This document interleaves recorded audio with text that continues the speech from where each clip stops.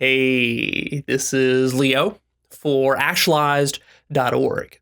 And in this episode, I'm going to be talking about how to overcome creative blocks, especially writer's block, with practical solutions to get you unstuck right now.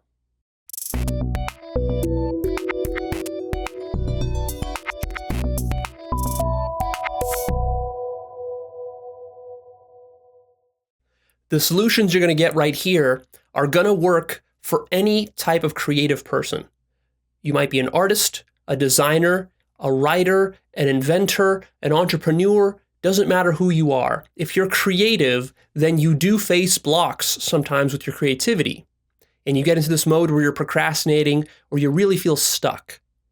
Well, I got some good tips that I'm going to give you here for how to permanently deal with this thing. So there's really two basic ways that you can deal with this problem.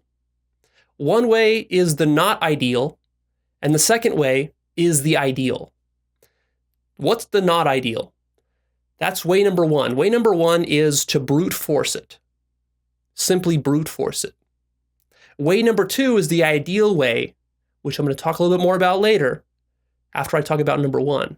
But basically it involves pacing yourself and reconnecting with your source motivation. That's the ideal way to handle this. Now, here's the problem, is that if you're sitting there right now and you're under some tight deadline, like you have a project due tomorrow or next week or just sometime really soon, because you've been procrastinating now for so long that now you have to be creative because your boss demands it or your job demands it or your school demands it or whatever, then you don't really have time to pace yourself and to really get in touch with your source motivation. So option number two isn't really available to you. Let me talk a little bit about option number one, which is just brute forcing it. What does that mean? Brute forcing it means that you just sit down, you literally pick up your ass from the chair, you sit down at your computer or wherever you're doing your work, and you just force yourself to get to work. You force that habit that you've been resisting, you build yourself that habit that you need to build, and you just get to work. Now, what can happen in this situation is that sometimes you could actually spark creativity. Right now, you might be feeling lazy and you don't really want to get to work and all this. I know how that feels. In fact, I was feeling that way today when I was supposed to shoot a few videos here. So, I was feeling that way, but I just kind of went through the motions. I just kind of enforced my habit and I just kind of forced myself to do it anyways and just see what comes out. Sometimes what comes out is a little crappy because you're forcing creativity to come. You're kind of forcing the muse. But sometimes, what happens is like you actually start getting into it and you're like, oh, and my creativity is all back just because I started taking action. So you might get lucky and that might happen to you. But even if you can brute force it, let me tell you why it's not a good idea in the long run. It's not a really good solution. Here's why. You're a creative person. For you to generate value in the world and to live your life purpose, you need to be a solid creator. That means you need to understand and master the psychology of creating. And there is such a thing. There's a whole study to this. Being an effective creator is difficult work. The problem is when you put yourself under the gun, under the deadline, it means you've already failed at being a good creator. Actually, you're a bad creator.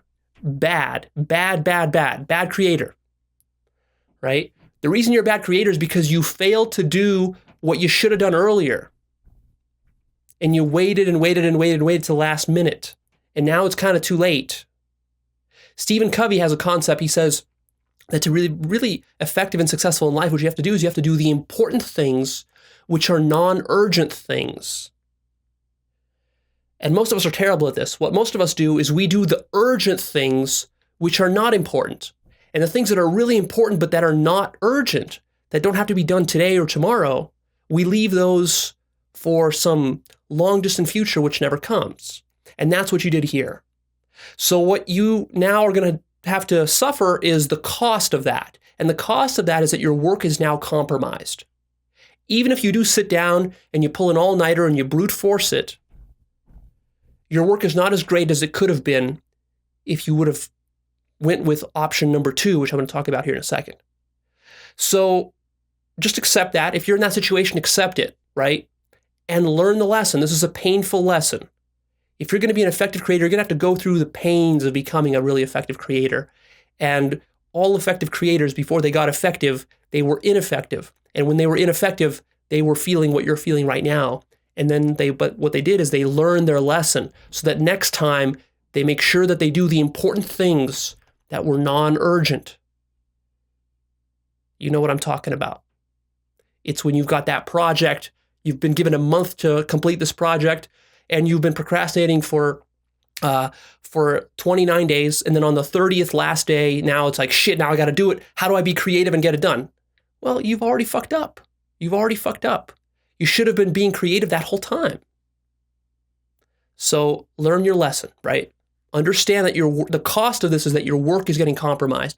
Your life purpose is getting compromised. And you as an artist, you're a creator, you're an artist. Even if you're not a traditional artist, if you're a designer or inventor or even an entrepreneur, I still consider you an artist. When you're an artist, you really want to put out the best work you can possibly put out. So it's really important that you get this problem handled in the long run. All right, now let's go on to the ideal way to handle this situation. Here's the ideal. Firstly, what I want you to do is I want you to recommit yourself to your art and to your craft, whatever that is. If you're a musician, if you're a painter, if you're a singer, if you're a writer, if you're a composer, if you're a film director, if you're a poet, if you're an inventor, if you're an entrepreneur, you have chosen a certain discipline and a field for yourself in which you want to achieve something artistic, right? Okay, good. So you're trying to be a creator in that field. Now, what happens with you is that you have ups and you have downs. Sometimes you're riding high and you're in that flow state and everything's coming to you really easily when you're really creative. You get these brilliant ideas and that feels awesome. But then, of course, you hit rock bottom or you hit a plateau where it's like you need some original ideas, but nothing's coming to you. Everything you have is just lame and it's boring and it's derivative. That's okay. If you're in that place right now, that's okay. What I want from you, though, especially if you're in that rock bottom or if you're on a plateau and you're not at your high, I want you to recommit to your craft. Recommit to your art right now. This is extremely healthy to do because your career will be filled with ups and downs. And what you need to do is you need to get really good at recommitting, especially on the down parts. It's easy to be an artist when you're on the up part. The hard part is when you're on the down part to not quit, to not browbeat yourself, to not go into some depressive funk, to not start to have all these doom and gloom scenarios like, oh my God, I'm never going to create anything amazing anymore, ever again. Like, no. This is where you become a really powerful artist, is you commit yourself and recommit yourself every single time that you struggle. And you get in touch with your source motivation. I'm going to put you in touch with your source motivation right now in a few minutes. But even before I do, I want you to just make a commitment right now and just say, you know what? Even when it's shitty, even when it sucks, I still want to be an artist. I still want to work in this field. There's a reason why I committed to this. And I'm going to recommit right now, even though I feel bad. So take 5 seconds right now and just go through that process in your mind and make a recommitment. Make it solid. Okay, good. Now, let's get you back in touch with your source motivation. There's a reason you went into this field. Why did you get into this field in the first place? Can you even remember? Or are you so jaded you forgot? You need to reconnect. You need to get good at reconnecting over and over and over again. Because in your whole career, there's going to be many times where you fall off track and you feel down and you start to beat yourself up. So think about this. Think about your childhood or think about your early adulthood when you first really got passionate about this field and this art and this craft. What got you into it? Why were you interested in it in the first place? Try to remember that. Maybe it was a beautiful thing that you saw, or somebody really influenced you, or you read something, or you saw a beautiful piece of art, or whatever, and somehow you got inspired by that. Try to think back to that. You need to get back to that, rather than just trying to be productive. There's a big difference between creative and being productive. Productive is just putting stuff out. Creative is like coming up with really original things, inspired things. And those are the things that probably got you into this field in the first place. So to help you do this right now, I want to put you through a little guided visualization. So take a seat, get comfortable, sit with your back up straight in your chair, and relax. And this visualization will take 5 or 10 minutes here. Do it with me, and we'll put you back in touch into your creative flow. All right? Good. So you're seated. Now what I want you to do is I want you to close your eyes and just listen to me throughout this visualization and follow along and do the things I'm going to tell you to do. So the first thing that I want you to do is I want you to just get in touch with the present moment. Get in touch with the feelings and sensations in your body right now. How does your body feel? What's actually going on inside your body? Get in touch with all 5 senses: sight, sound, taste, smell, feeling. Get in touch with all of them right now in the present moment. Take a nice deep breath in, and then exhale slowly.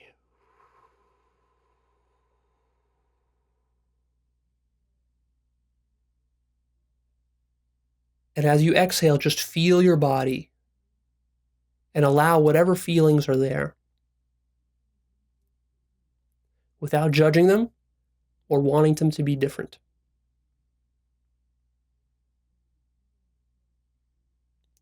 Good. Keep your eyes closed and take another really deep breath in at your own pace and slowly exhale it. And as you do that, get even more into the present moment and focus on the sound of my voice. Good.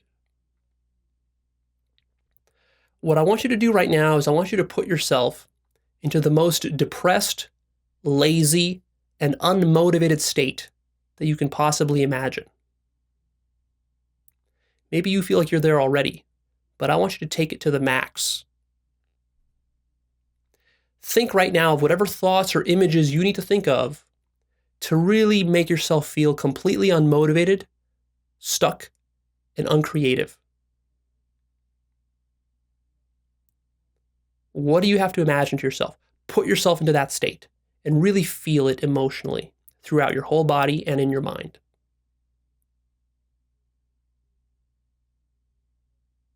Maybe you have to tell yourself that you're never going to produce anything great ever again. Or maybe you have to fear losing your job because now you can't produce anything great. Or maybe your ego and your self-esteem are shattered. Maybe you picture yourself being a washout and a deadbeat and totally unoriginal, completely lazy, never going to make anything great ever again in your life.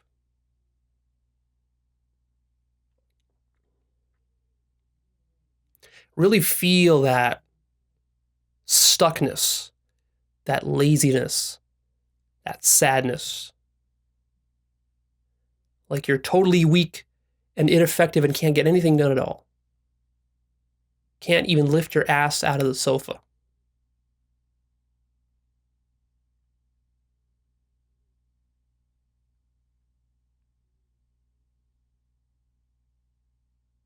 And just soak in that feeling and soak in all those images running through your mind. Feel them fully.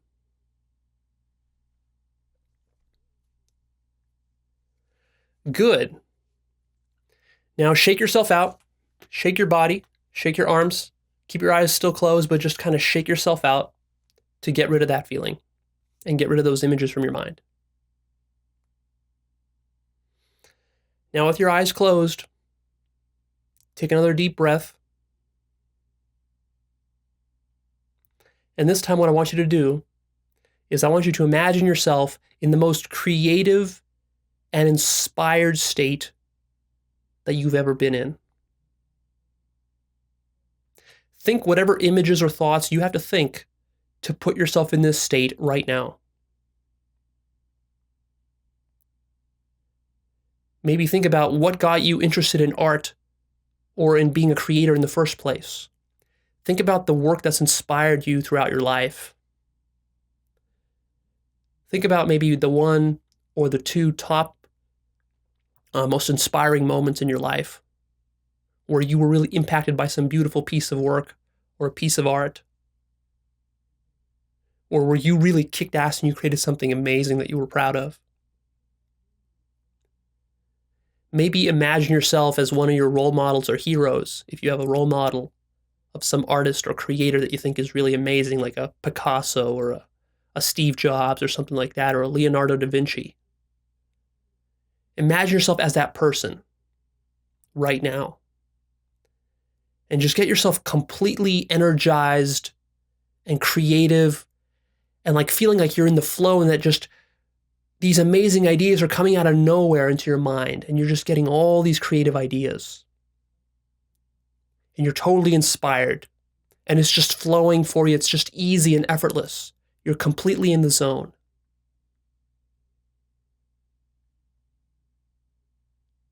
If you don't know how to create that state for yourself, do it right now. Don't wonder about it. Don't ask me, well, how do I do it? Just do it.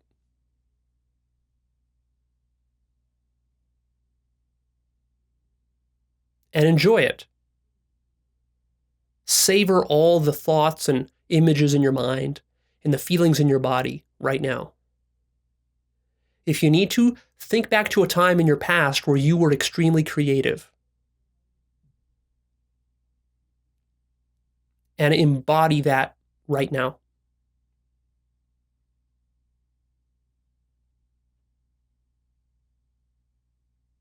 Good. All right. We're going to wrap that up. So go ahead and take one nice deep breath in. And as you exhale, you're going to open your eyes and come back alert and refreshed. Ready? Go. Okay, good. Welcome back. So what I really wanted to show you there is I wanted to show you that creativity is a state. When you feel good about your creativity, you're in a specific state. And that state, it's not something that just happens randomly. It might feel like it happens to you randomly, but actually it's something that can be created and engineered. And that's exactly why having a strong creative process is necessary to be an effective creator. I want you to notice that you went and did a complete 180, where you were totally depressed and lazy for one moment, and then 20 seconds later, you felt creative and alive and energized and inspired. Within 20 seconds, you made that shift. Nothing really changed in your environment, but you were able to make that shift. If only just for that moment while I was talking, you were able to shift your state. Isn't that cool? So just recognize that you do have this ability. And you can, in theory, do this at any time you want, if you really want to. So I just wanted to show you that because it's powerful to recognize that you can change your state, and it's important to recognize that you do control your own state. You do have that ability. It's not like up in the hands of God. You have that ability. So take that power if you desire it, and stop playing victim. Now, what I want to do is I want to give you 5 practical techniques that you can use right now to get rid of any creative blocks that you have. These are very practical techniques. So what I did first is just put you in touch with your source motivation. That's kind of like the ultimate overarching technique, but I want to give you 5 more little practical ones. So here's what you can do. Number 1 is to slow down the pace of your work. A lot of times as creative people, what we do is we get into this kind of like hamster in a wheel syndrome, where we feel like we need to produce more and more work all the time. We're on a strict schedule and it's so demanding. What happens is that we rob ourselves of creativity because we keep going faster and faster and faster. We're trying to do more. Instead of doing more, do less. If you have the luxury of not having a tight deadline, which is due tomorrow or next week, then what you can do is you can slow down your pace. If you normally write 20 pages a day, slow down your pace to just 2 pages a day. Slow down your pace, but still work. Just work much slower. Work twice slower, work 5 times slower, work 10 times slower, but still work. So if this means doing more research or reading a book here and there or whatever, go do those things in between doing your work. To be creative, it's not just like you're sitting down and just typing away. Creativity involves more than just typing or more than just doing the thing of actually creating the end result.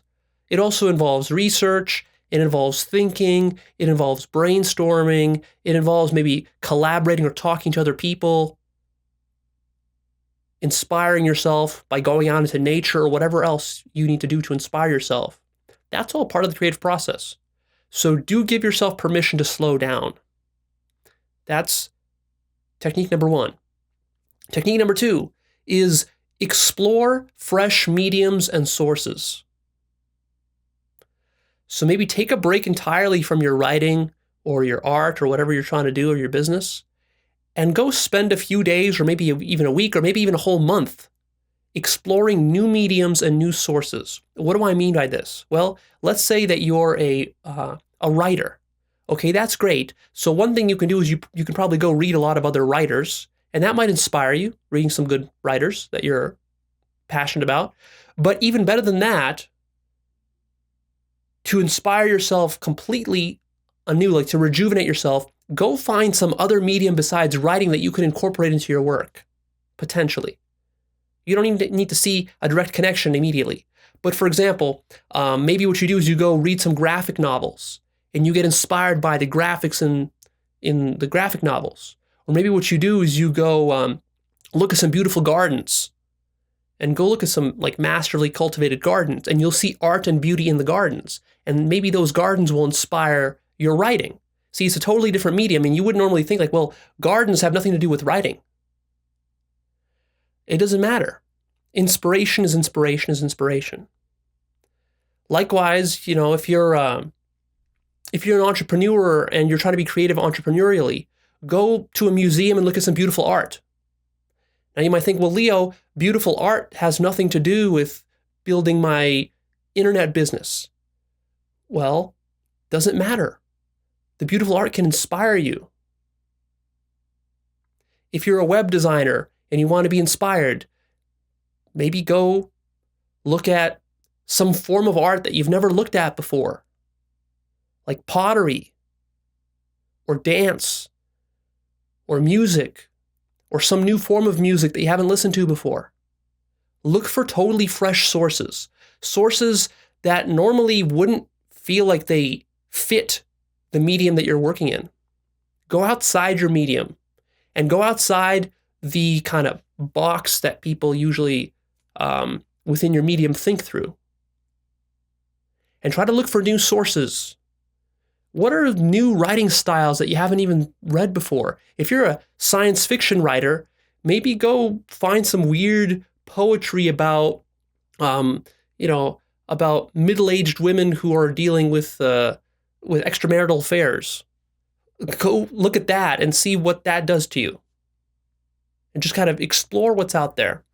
Art is a very big field. Creativity is a very big field. You need to get really good at this. Masterful, world-class creators, they know how to mix and match otherwise weird mediums and weird sources that you normally wouldn't have thought of being good combinations. The third technique is to focus on perfecting your technique. So as an artist, of course, there's a lot of different ways that you can improve and increase your skills.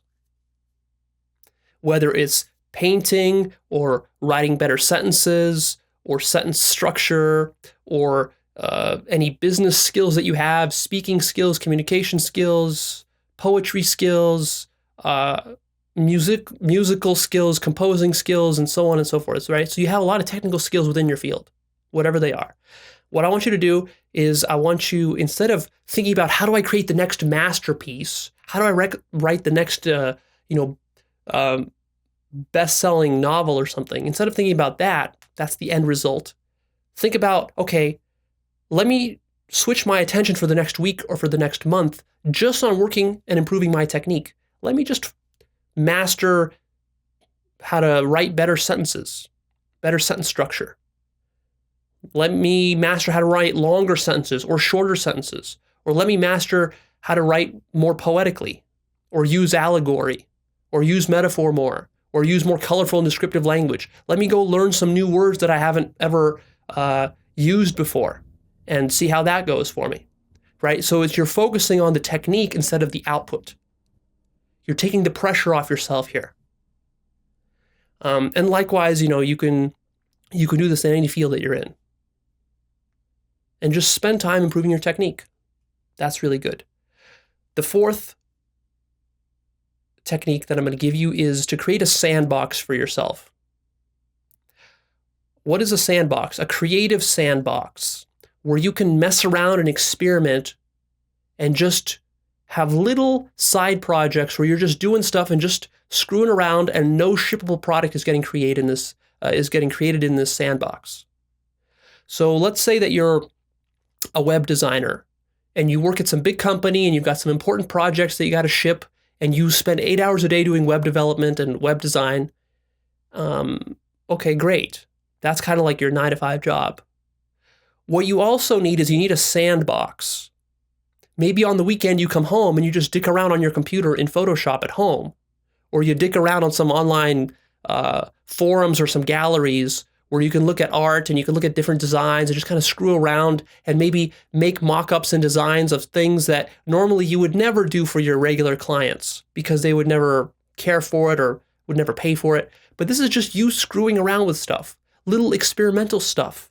Maybe you create a little logo, or you come up with some new style of button that would never fit on any project that you're currently working on. But hey, it's cool. It's just a new form of button. Maybe it'll get popular in 10 years, but right now it doesn't work. Maybe it doesn't work for this client, but it'll work for a client a year from now. Who knows? You need to be in this kind of experimental mode if you're an effective creator. You need to have a sandbox. You need to screw around and experiment. This is really where your creativity is going to shine. And from there, you can really develop yourself, and also you can develop some confidence that, hey, I do have some creative muscles, and then you can carry that over into your 9-to-5 job, so to speak. So that's what I mean by creating a sandbox. And the fifth and final technique is to create a catalog of inspiring ideas. You can do this for almost any field. If you're a painter, if you're a musician, if you're a writer, if you're an entrepreneur, you can create a catalog of inspiring stuff. Like maybe it's a folder on your desktop, or maybe it's a file, a physical file that you have on your desk in your file cabinet somewhere, where you have, for example, let's say that you're an artist. Then you would have photographs in there of stuff that inspires you. You would have all sorts of images. You might have videos in there that inspire you. You might have scenes of nature. You might have even pictures of your family in there. So basically, you're just creating a catalog of things that are inspirational to you and that kind of source you wanting to be the artist. Why did you become an artist in the first place?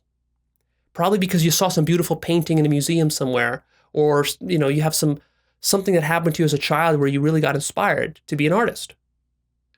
So get some photographs of those, get some pictures of those, or maybe there's some music that inspires you to paint.